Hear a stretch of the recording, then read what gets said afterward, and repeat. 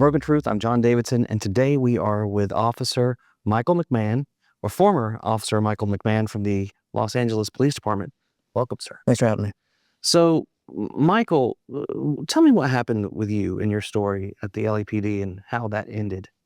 Well, my story takes place actually 4 years ago today, November 9th, 2021. I was ordered into my captain's office to turn in my gun, my badge, and I had my police powers taken away from me. I spent over 14 years as an LAPD officer, and because of my adamant refusal to mask, to test, and to submit a religious exemption for the COVID-19 virus, I was relieved of duty and ultimately fired by the LAPD. Really? And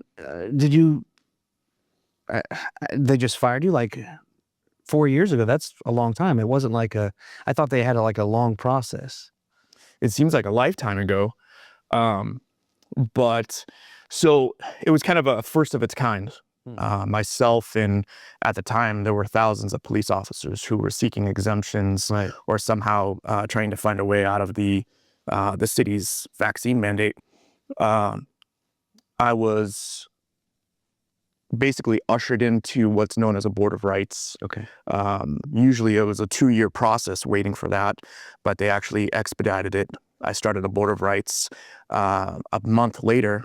After being relieved of duty, I had my recommendation for that Board of Rights hand walked to the chief of police, to whereas it started basically essentially 4 weeks from the day of being relieved. And I was consequently placed on trial, 7-month-long trial, to whereas I testified on my own behalf for somewhere around 8 hours. And at the end, it was almost a pre-written, pre-stamped termination.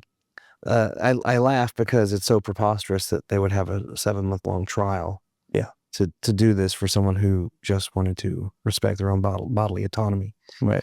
What about there's a union there, right? An officers union, LAPD? Yeah. We have it's called the Police Protective League. Okay. The league itself offered no assistance to the officers that decided to stand up and speak out in favor of our constitutional rights. Yeah. Whether it was under the California state constitution or our federal constitution. I actually had to fight for the attorney that wanted to represent me, because initially my union said, we're not going to supply that person to you. Really? You have, these 3 choices to choose from, and every one of those just wanted you to go ahead and settle and get the vaccine. So I had to fight for my own attorney as well. Wow. As a member in good standing as well, of 14 plus years. Were you able to opt out of that union? Because I believe a Supreme Court case changed the mandatory union due payments. Was that something known to you guys at the time? It was something that was explored early. I had started an organization with several other officers called Roll Call for Freedom back in August of 21, because we saw the writing on the wall and we wanted to get out in front of it. We explored joining an additional union, like a nationalized police union, but that police union wanted us to remain within our own protective league. So, did you sue afterwards? We've had several lawsuits. Initially, right off the bat, all of them essentially dismissed on standing. No federal judge seems to want to touch these cases just because they're so scientific, and of course, you're going against pharmaceutical companies. Sure. Well, what's next for you, and what's the current status? By the grace of God, I got on with a new department. Great. I'm very grateful for that. Getting terminated sort of sparked a fire within myself. I had my organization. I also ran in 2022, I ran for the California State Assembly. That was something that was fantastic. And then I jumped on with this new department. I've been there successfully for the last 2 years. And right now I'm just rebuilding a career. Sure. I lost everything being terminated. I had no retirement, no nothing. Right. So I'm slowly building up a career again, and I'm grateful for it.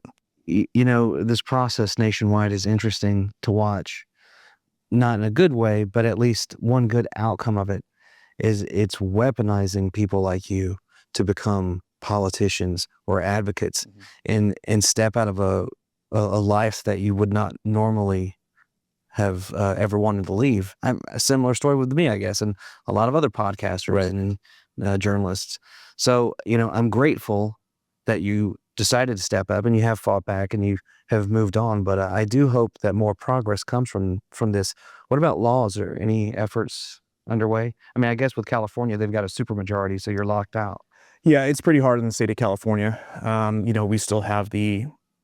I know, there have been states that have enacted the anti-mandate laws and whatnot, but that's something I don't foresee in the future for California unless there's some sort of dramatic shift to whereas the Republicans and the undecideds of the state actually rise up and start exercising their rights as American citizens, which we haven't seen yet with the recent passing of Proposition 50. I mean, no Republicans came out and voted for that.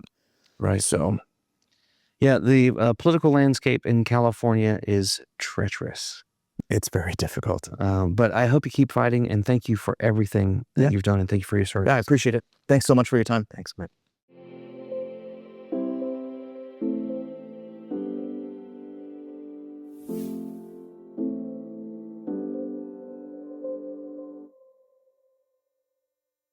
I believe in the Constitution.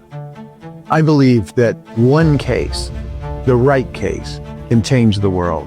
If you believe this too, Freedom Counsel is for you.